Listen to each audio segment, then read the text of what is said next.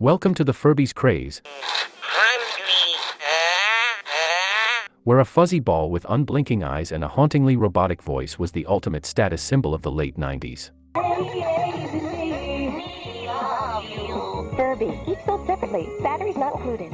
It was like having a cute little gremlin. If you were a kid in the late 90s, you know exactly what I'm talking about. Furbies were everywhere. And if you didn't have one, well, let's just say you were lower on the social ladder than the kid who still had a flip phone in high school. What's not to love about these little guys? They spoke Furbish, danced, and could learn words and phrases from their surroundings. It was like having a pet that didn't need to be housebroken or fed. Plus, they were just plain adorable, in a creepy kind of way.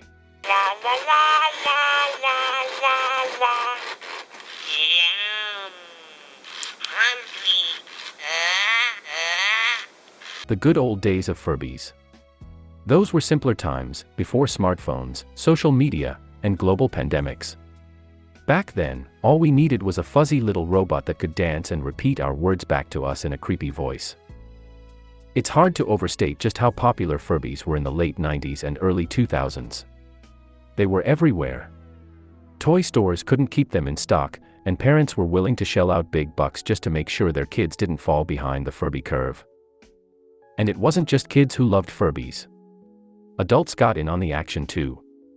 I mean, who wouldn't want a cute little robot that could learn to speak your language? Of course, not everyone was a fan of Furbies. Some people found them creepy, with their unblinking eyes and constant chatter. And let's not forget the conspiracy theories.